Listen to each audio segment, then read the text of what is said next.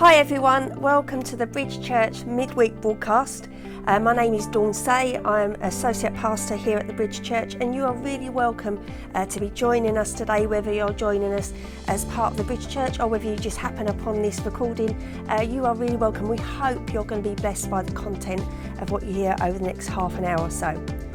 So on Sunday, we weren't at Woodbridge School. We were back at the bridge in Latchett Road, and it was so nice to be there. Apparently, I wasn't there, I was away on holiday for the weekend. Chris tells me it was really nice, it was packed, it was full, a really nice feel to it. People came early for breakfast. It was a really good family time together. And so we'd encourage you for next week to get down early, get down for 10:15 for breakfast. We have croissants and some pastries and some fruit, things like that, and then lead into a shorter service that we're doing over the August month.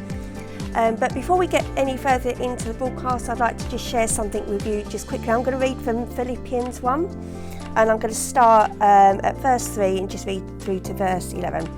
So this is Paul writing, and it says, "Every time I think of you, I give thanks to my God. Whenever I pray, I make my requests for all of you with joy, for you have been my partners in spreading the good news about Christ from the time you first heard about it until now. And I am certain that God, who began a good work within you, will continue his work until it is finally finished on the day when Christ Jesus returns. So it is right that I should feel as I do about all of you, for you have a very special place in my heart.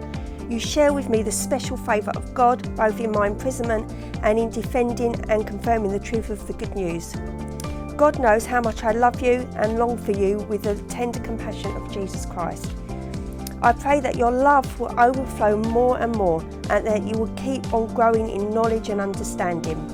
For I want you to understand that what really matters, so that you may live pure and blameless lives until the day of Christ's return.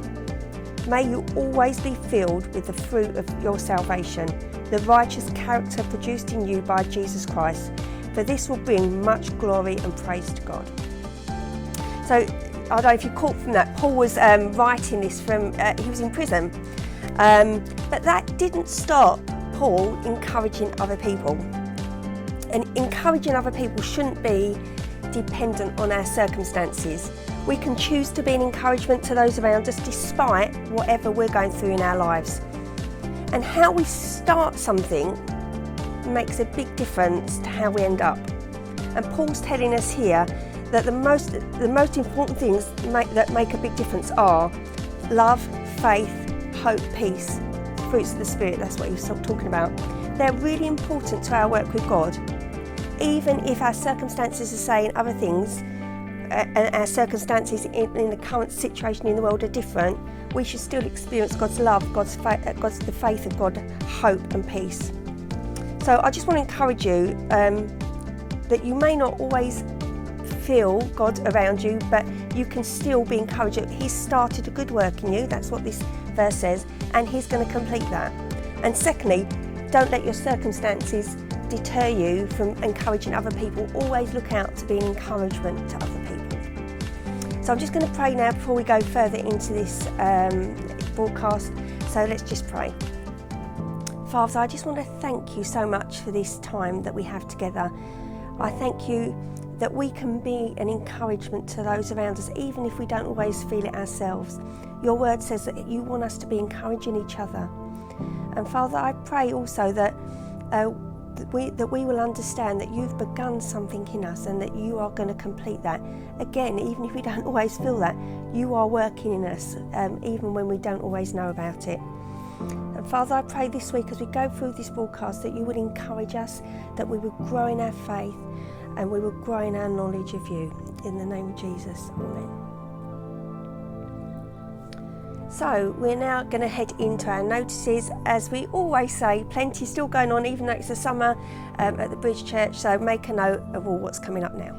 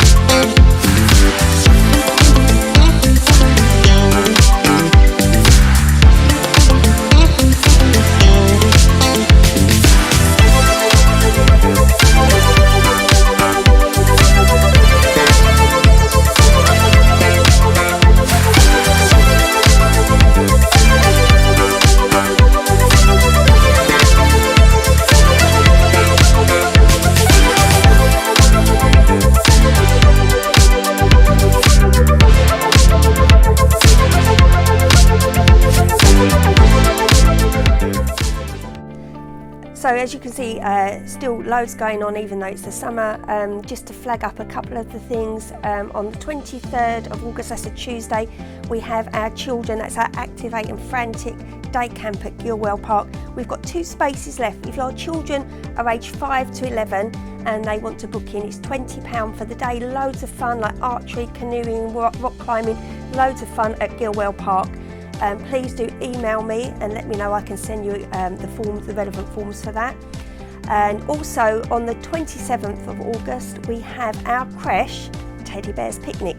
We started this tradition last year. It was really well attended and the kids loved it. So if you've got a child 0 to 4, you're welcome to come down on that day for the Teddy Bears Picnic. You can bring older siblings as well, but Katie's done an amazing job of putting this together, so do make sure you come down. That is a Saturday, so people won't be at work. Come along, bring your relatives, bring your friends with kids, and let's pack the bridge out on the 27th. Then on the 28th we have an all rides event at the bridge. As you'll be aware, during August we're having 4 weeks at the bridge at Latchett, not at Woodbridge School. But on the 28th we're doing more of a community event, and we've got the DJ that we had for the Jubilee party coming back. We've got face painting, we've got the ice cream van, we've got some craft, we've got a VR gaming machine for the young people and the young adults and people like me as well. And also we will have bacon rolls, veggie bacon rolls, and some pastries and fruit, lots of teas and coffees and things like that, and a chance for you, the church, to meet with people in our local community. We had some of the young people deliver about 600 leaflets last week to the houses around the bridge. So we're expecting the community to come. Please, it's dependent on you coming and on you serving. We still have some jobs that need doing for that on the day, that day. So please, if you're free and you haven't signed up for anything, please email office@thebridgechurch.org.uk or call us and we'll slot you in somewhere to serve. But it'd be really great to again have the bridge packed out with lots of people coming along, and pray again for good weather. We need good weather. And now we're going to go into our offering.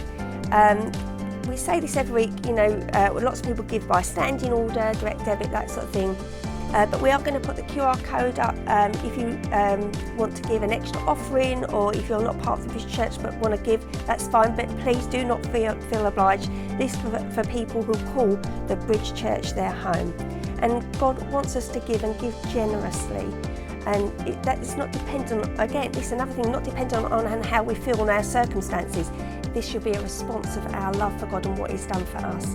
And God asks us to give, and that's your opportunity now to do that. So we're going to put the QR code up now, just for a few moments.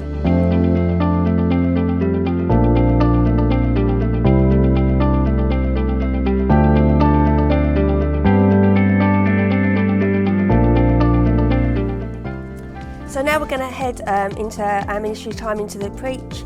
We're doing a very short sort of 3-week season here about boats. So this week Chris is talking about stepping out of the boat. Next week we're covering staying in the boat. And the 3rd week we're covering repositioning yourself in the boat. So Chris talks about the whole thing about stepping out of the boat even if there's a storm. So I'm going to let Chris sort of expand on that now. Get your pens and your paper out, make some notes, stop it, play it back, and write down what God's saying to you through this time, through the Word of God to you today. It's my privilege. If you don't know who I am, my name is Chris Scott. I'm the team leader here at the Bridge, and it's my privilege to be able to just bring a word to you this morning. And I hope and I pray actually that it fits in line with what's already been said, particularly as we sang that song this morning, I'm no longer a slave to fear. And I hope and I pray that what I bring to you is going to be brief, but hopefully it's going to be powerful. It's going to be pertinent to your situation and to your life. And we decided a few weeks ago that what we were going to do through this month of August, which is our This Is Us month, that we would just speak about some of the encounters that Jesus had around a boat. So if you want to get me my first slide up, Luke, that would be great. It's on the PowerPoint there. And it's all right, darling, that's fine.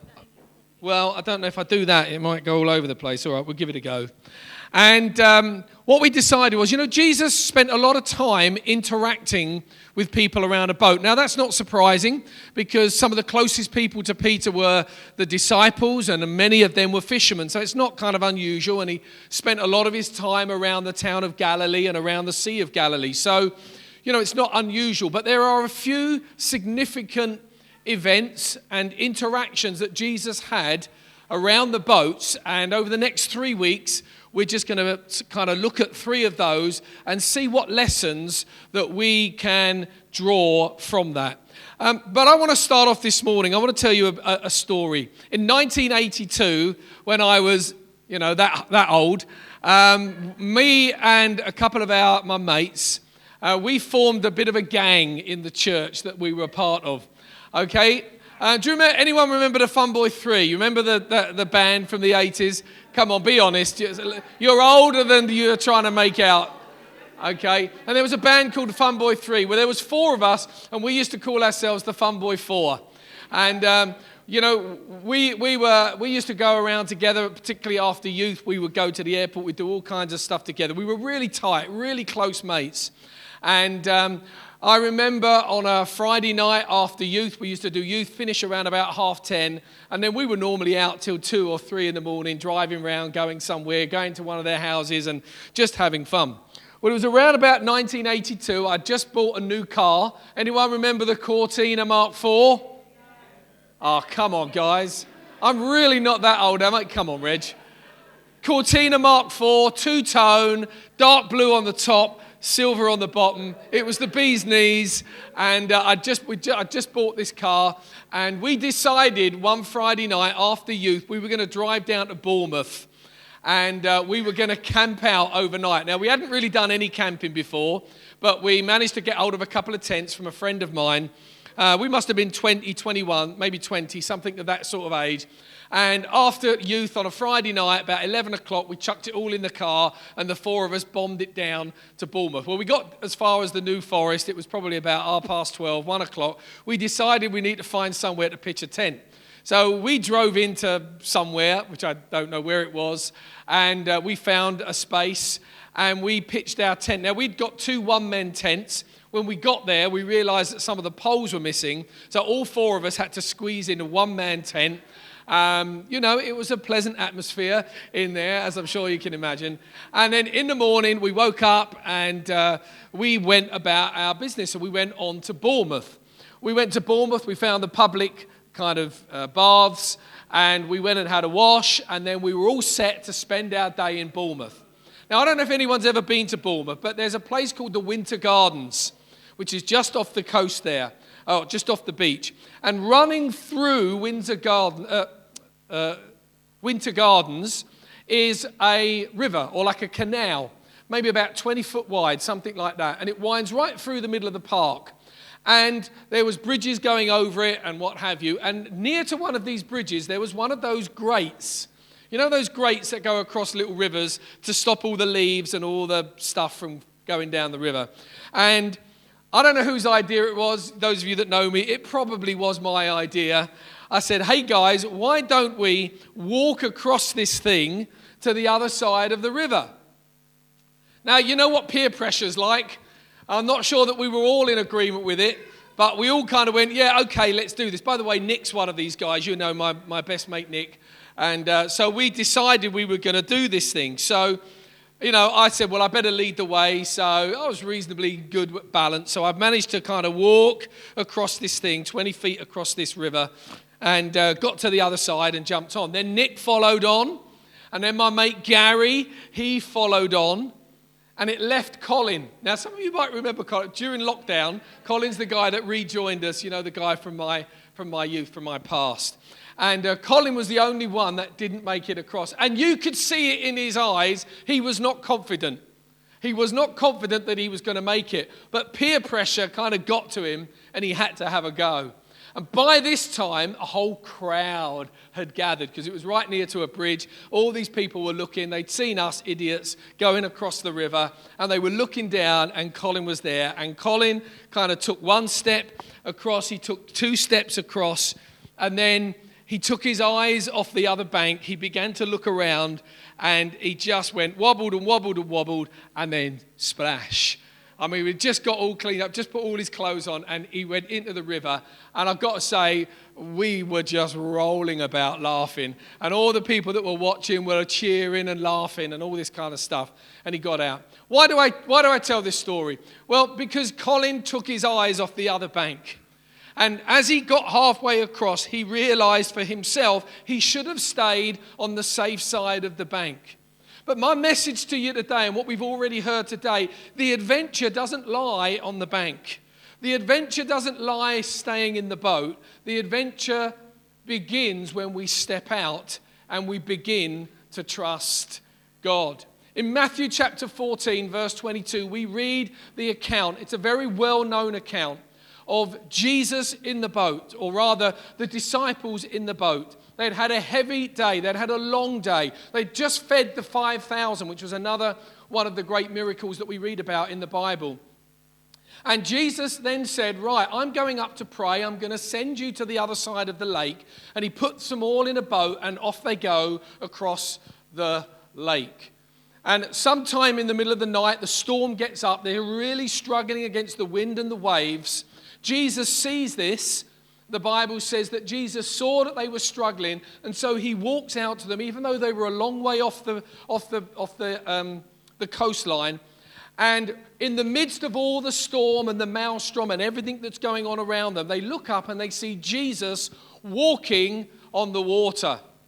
Walking on the water towards them. What an astonishing sight that must have been. Now, the Bible says that they were terrified, not actually of the storm. They were terrified of seeing this man walking on water. And they said, is it a ghost? Who is it? And Jesus speaks to them. Jesus speaks to them, all of them. And he says, do not be afraid. He says, it is I, Jesus. Do not be afraid. It is I, Jesus, who is coming to you. And the Bible then says, I mean, we've got it up there. I've paraphrased it a little bit. He says, take courage, don't be afraid, it is me. Verse 28, Peter says this, Lord, if it's you, tell me to come out to you on the water. Verse 29, Jesus says, come. Then Peter got out of the boat and he walked on water and he came towards Jesus. But when he saw the wind, he was afraid and he began to sink. And he cried out, Lord, save me. Immediately Jesus reached out his hand and caught hold of him. You of little faith, he said, why did you doubt? And when they climbed in the boat together, the wind died down, and those that were in the boat worshipped him and said, truly, you are the Son of God. I want to talk to you just for a few moments this morning about a faith that operates outside of the comfort zone. True faith in Jesus operates outside of the comfort zone. Now, this is the ultimate example of stepping out of a comfort zone, isn't it? In 2002, there was a book written by a guy called John Ortberg, which I read 2 or 3 times over the last 20 years. Just such a good book, and I do recommend you read it. And the title of the book is this: If you want to walk on water, you have to get out of the boat. Some of you may be familiar with that.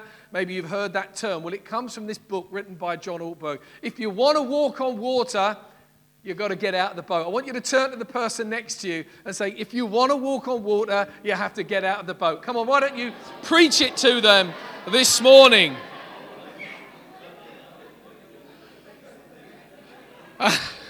Thad's yeah.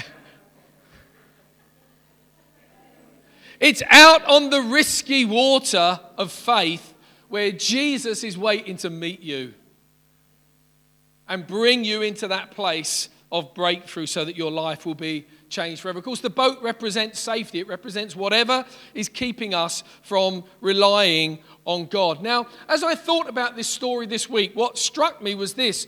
It's not actually as remarkable that Jesus walked on water.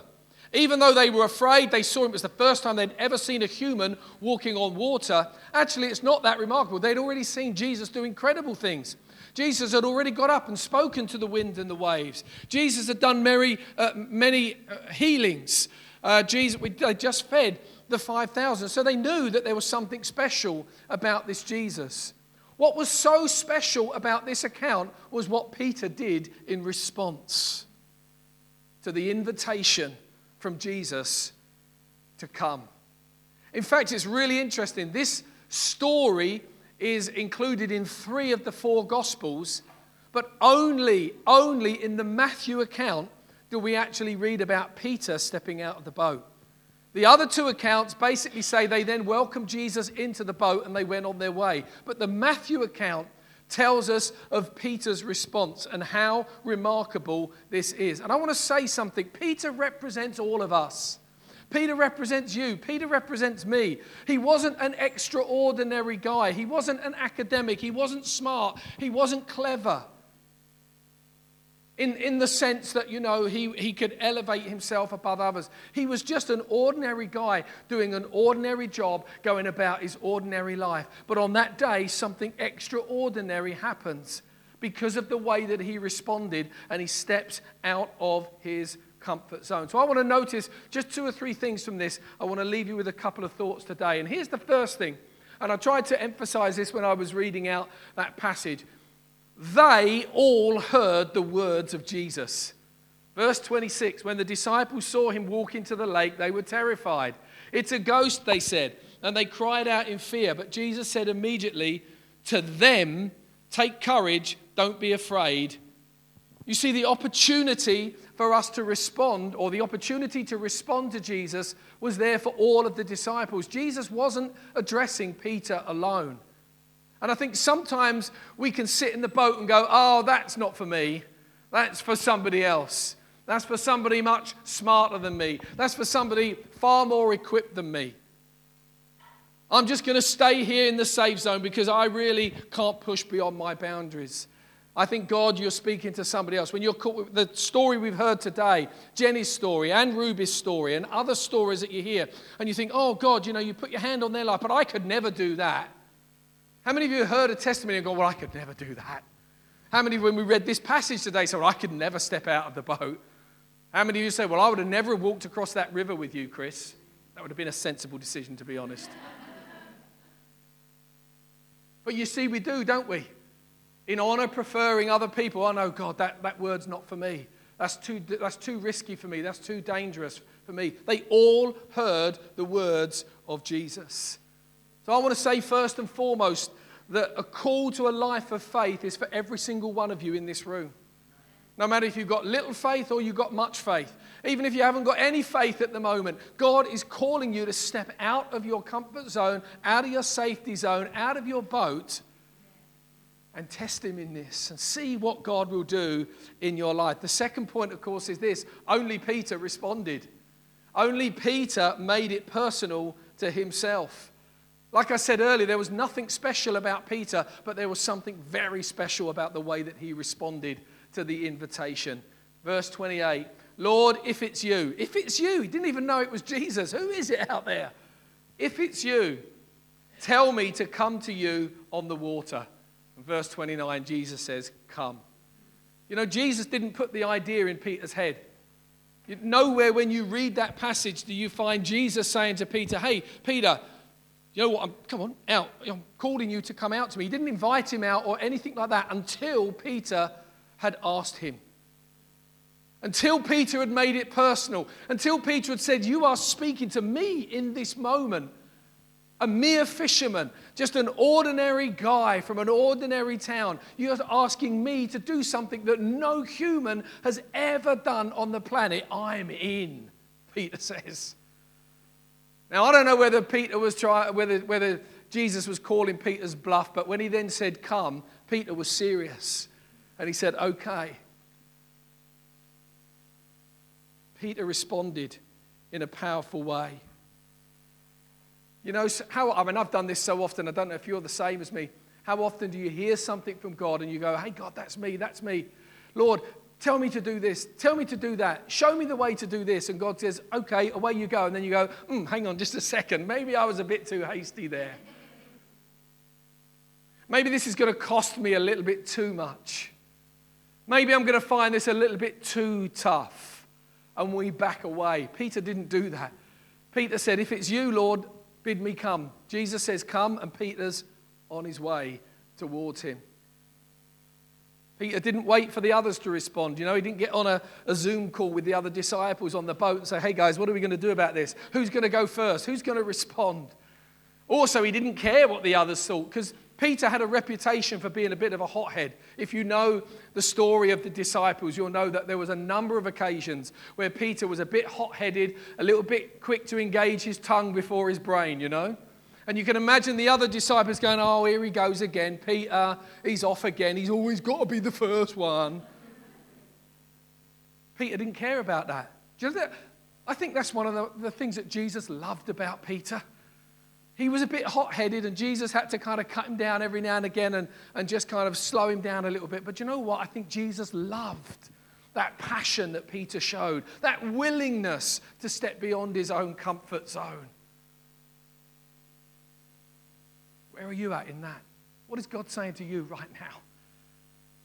Are you willing to respond? Peter didn't care what others thought. Sometimes we put too much stock in what convention says, but you'll never be able to do that. You'll never be able to step out in that. You'll never be able to become that. You'll never be able to do what God's called you to do, whether it's in secular work or whatever it is in life, a relationship, whether it's in a passion that you have to do something. Everyone's always out there to tell you you're not going to be able to do it. But Peter said, you know what? I don't care what the other guys say. I don't care if they're going to let me be the first one to test it out. I'm going to do it anyway. Don't forget, we're in the middle of a storm here. These guys were fishermen. Peter understood the currents on the Sea of Galilee, you know what I mean? He understood that. He knew that actually Galilee was a treacherous place at the very best of times, let alone in the middle of a storm. And he wasn't even certain that it was Jesus. All the others were going, Pete, what are you doing, man? This is suicide. Stay in the boat, stay in the boat. But there was something within Peter that responded. So the third thing that moves us on to is Peter then had to do something that he had never done before. Verse 30, Peter got out of the boat and walked on water and came to Jesus. 16 words. Hold on just a second. Let's read those 16 words again. What? Peter got down out of the boat and walked on water and came to Jesus. What? Is he mad? Is he crazy? Did we really read those words? It's so easy to read that passage and just move on to the next thing without realizing the extraordinary nature of what was taking place right there and right then. In the middle of a storm, Peter was about to embark on a remarkable, remarkable journey. This was new ground. But he couldn't do it by staying in the boat. He had to step out of the boat. I wonder what that first... If you've ever read this story before or thought about this story before, I don't know if you've ever tried to figure out what his process of thinking must have been. Okay, so Jesus is walking, they're all afraid. He says, Jesus, if it's you, bid me come. Jesus calls his bluff and says, well, come on then, Peter. And then Peter has to kind of shuffle to the edge of the boat. And don't forget what's going on around him. So I'm going to try and give you a little bit of a flavour of that. Guys, do you want to I want you to imagine that this is the scenario that you're in. Just play that video for me, Luke. Just play the video. I want you to imagine, you're in the boat. The boat's doing this all over the place. Jesus has called you. You're edged to the edge of the boat. You get one buttock on the side of the boat. You kind of flick one foot over and you're just putting your leg out trying to see just whether or not the water's going to go hard. Then you've got to swing your other leg over. And you're testing the water to see how hard it's going to be. That's fine, guys. That's just to give you a little bit of a flavour. You could try and get into the scenario, what was going on. That was loud, wasn't it? At what point did the water go hard? That's what I'm going to ask Pete when I get up there. It's going to be, Peter, at what point did you transfer your weight from the safety of the boat to the faith waters of the storm? At what point did you do that? I'd love to know exactly what happened. But he does. And this remarkable thing happens. This ordinary guy takes an extraordinary step. In 1967, Neil Armstrong took those first Sorry, 69. He took those first steps on the moon, declaring, didn't he? One step for man, one small step for man, one giant leap for mankind. It's all right, I've got it written here, guys. It's okay, I'm on top of it. Do you know what I mean? I was very young when that took place, Len. And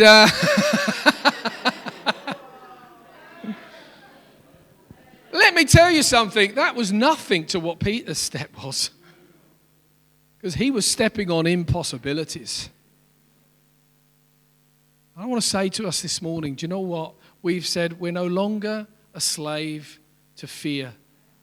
We can't allow fear to keep us in the boat. Now, please don't hear me wrong here. I'm not saying, this is not about being an adrenaline junkie. This is not just putting yourself into dangerous positions for the sheer sake of it. What I'm saying this morning is when God calls you to step out of a safety zone, don't let fear keep you in that safety zone.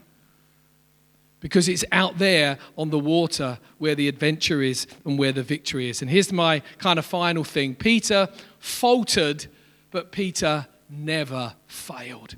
Peter was not a failure. He may have stumbled on the way. Verse 30, we know it says he began to sink. You know, how often do we think we're beginning to sink, but actually we're not sinking because Jesus is there. You may be thinking at the moment with what's going on in your world, I just feel like I'm gradually sinking. But just because you feel like you're sinking doesn't mean you're going to sink. Because Peter did the absolute right thing. He cried out to Jesus. And just as immediately as Jesus had said, don't fear, guys, it's me, Jesus puts his hand out and lifts Peter back up again. And they make their way back to the boat. I don't know what the other disciples were thinking at that moment. Peter, you got shown up. You got shown up. See, you thought you were smart. You thought you were clever. You stepped out and look what went wrong. Look what happened. Let me tell you something. Peter's journey was an epic, epic journey.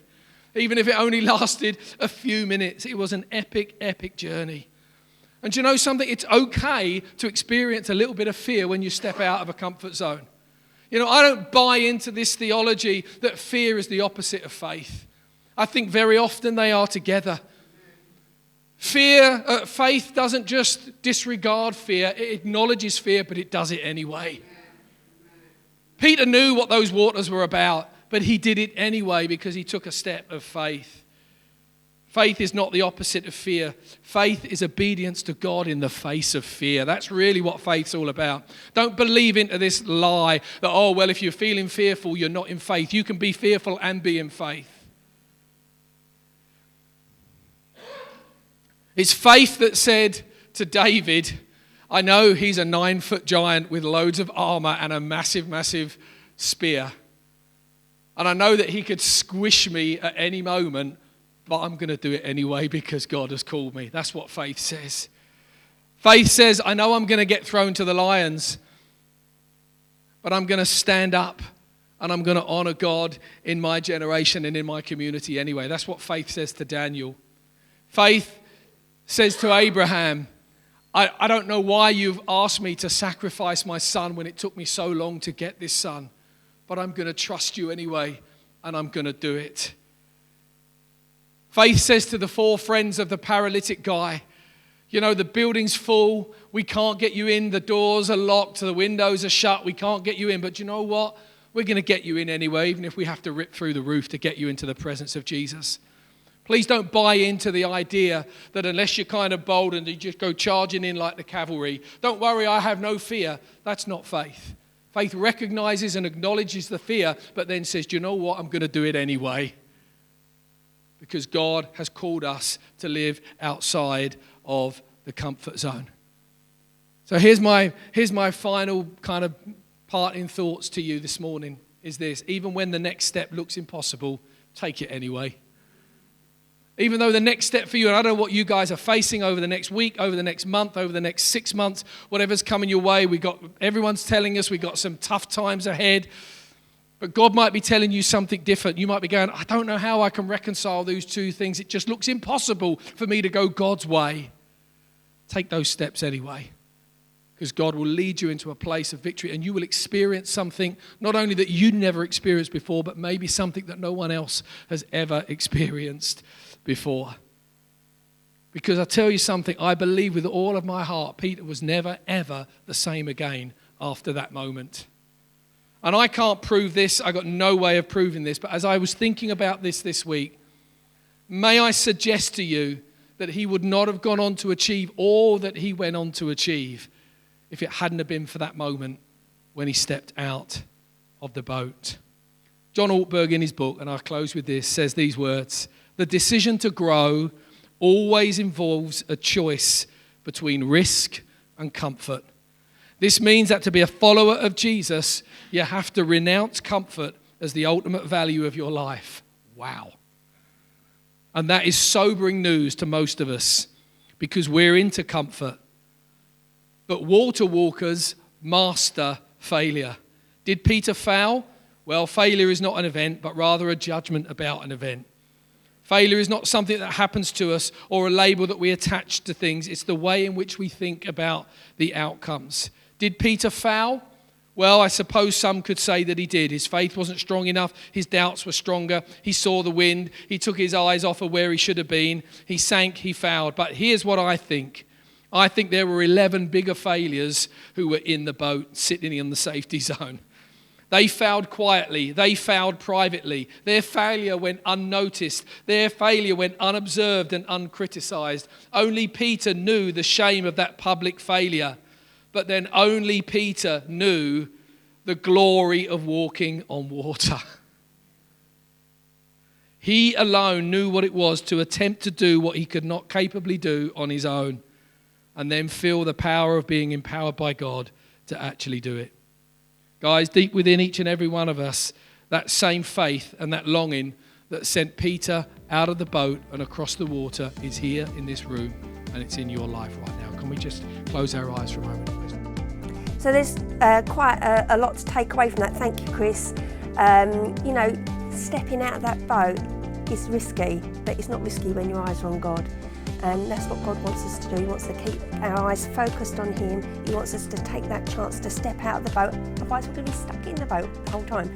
So take that chance, take that step, and ask God to help you step out of the boat. So I think we are about done now. As I say, go back over the broadcast, go back over the notices and see what's going on. And we are back here at the bridge in Latchett Road next Sunday. Join us 10:15 for breakfast, and we're going to have again a short service. Bring the kids. We'll have the bouncy castle up this week, weather permitting. We'll have the bouncy castle up and some fun stuff out for the kids as well.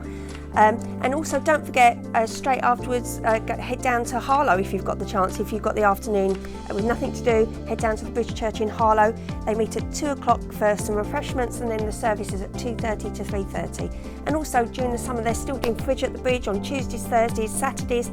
Again, make the effort to get down there. They're doing an amazing job, and you get free food. What's not to like? So we hope you've had an amazing time listening to this broadcast. We hope you have a great week, a blessed week, and we'll see you again next week.